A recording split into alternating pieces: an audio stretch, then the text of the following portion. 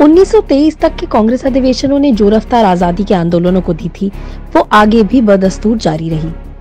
1924 के बेलगाम अधिवेशन की अध्यक्षता महात्मा गांधी जी ने की थी और इसी अधिवेशन में ये तय किया गया कि राजनीतिक स्वतंत्रता प्राप्त करने के लिए अहिंसा और असहयोग का रास्ता अपनाया जाएगा।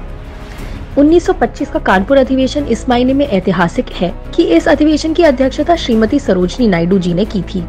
कांग्रेस के लिए महिलाओं का सशक्तिकरण केवल कागजों तक सीमित नहीं रहता, बल्कि धरातल पर उतरकर समाज में परिवर्तन की नींव डालता है। 1926 में एस श्रीनिवास अयंगर की अध्यक्षता में हुए गुवाहाटी अधिवेशन में आत्मनिर्भरता के संकल्प को दोहराने के साथ साथ हिंदू मुस्लिम एकता का प्रस्ताव पारित किया गया।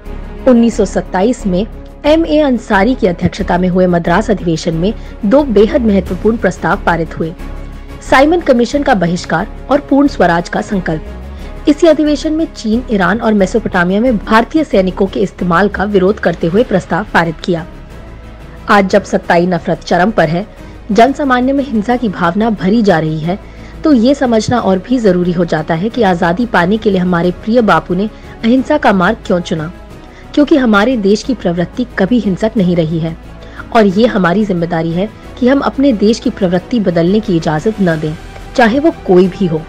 कांग्रेस के अधिवेशनों ने विभिन्न प्रस्तावों के जरिए न केवल जनता को राह दिखाई, बल्कि अंग्रेज हुकूमत को स्पष्ट संदेश दिया कि अब हिंदुस्तान अत्याचार नहीं सहेगा।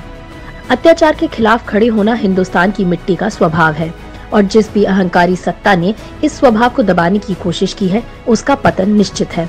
इस देश को बांटने के लिए आज भी अंग्रेज हुकूमत जैसे ही प्रयास किए जा रहे हैं, लेकिन हम सबकी जिम्मेदारी है कि कोई हमें डराकर, भावनाओं से खेलकर हमें बांटने में सफल ना हो।